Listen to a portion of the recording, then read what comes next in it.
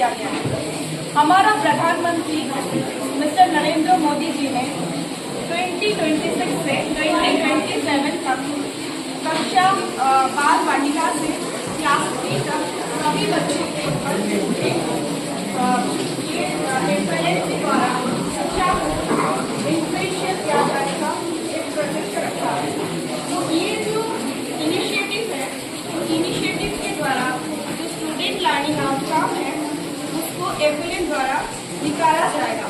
जैसे कि ये बताया गया है कि हर एक स्टूडेंट्स को क्लास 3 तक पहुंचने के लिए 30 to 35 वर्ड्स का एक सेंटेंस फुल्ली आना चाहिए।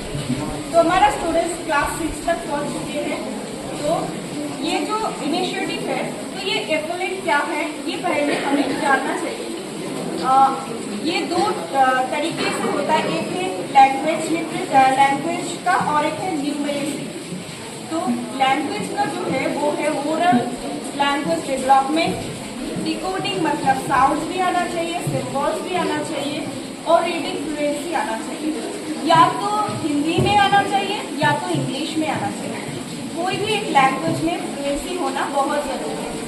तो एज एन एग्जाम्पल मैं बताती हूँ कि कोई भी बच्चे को हिंदी पढ़ना अच्छे से आता है। मान लो कि कोई खेत में कद्दू आया है, तो ये बच्चा जितना जल्दी बोल पाएगा, लेकिन एक बच्चा है जो बहुत धीरे धीरे बोल रहा है। मान लो कि ऐसे हो रहा है कि एक का खेत में कद्दू ऐसे बोल रहा है, तो ये प्रॉब्लम है। अगर उसका अंडरस्टैंडिंग ये रीडिंग में प्रॉब्लम है तो अंडरस्टैंडिंग में भी प्रॉब्लम आएगा और बड़े होकर वो बता भी नहीं पाएगा और पढ़ने में उसका इंटरेस्ट भी नहीं आता। तो ऐसे ही होता है कि बच्चे को जो है वो हमारा जिसमें कि रीडिंग अच्छी नहीं होगा तो उसका इंटरेस्ट भी नहीं करेगा। तो उसको और भी अच्छे करने के लिए ये जो एफएलएन है तो इंक्लूड किया जाता है। इसी तरह न्यूमेरिक में भी नंबर्स क्लैरिटी होना चाहिए। जैसे कि नंबर्स में 3 वर्ड्स में आना चाहिए, उसमें शेप भी आना चाहिए, स्पेशल आना चाहिए, मेजरमेंट आना चाहिए, डेटा हेडिंग कहाँ पर कैसे रखना है वो भी आना चाहिए। तो ये जो है ये इसका ऑब्जेक्टिव एक्चुअली क्या है, ये जो हम लोग बोल रहे हैं बार बार एफएलएन, इसका ऑब्जेक्टिव क्या है।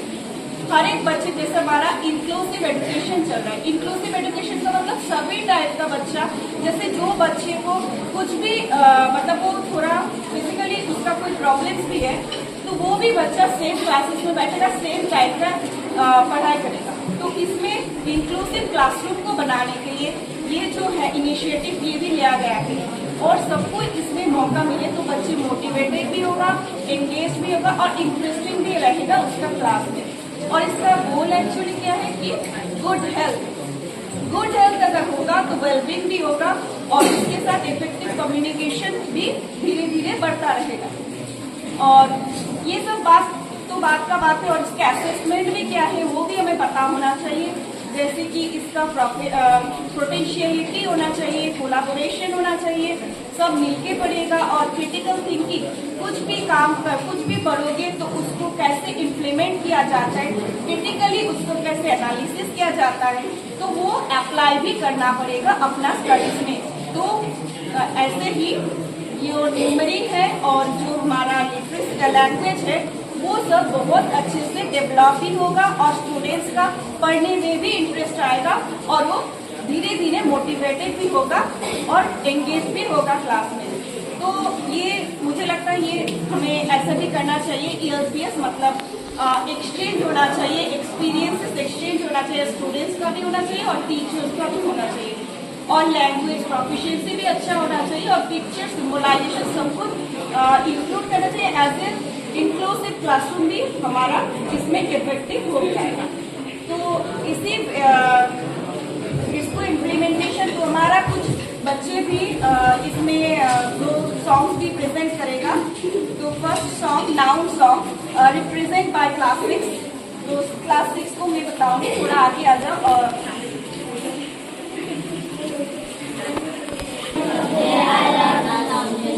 person, place, or thing. Today I learn a noun can be a person, place, or thing. Today I learn a noun can be a person, place, or thing. A person, place, or thing.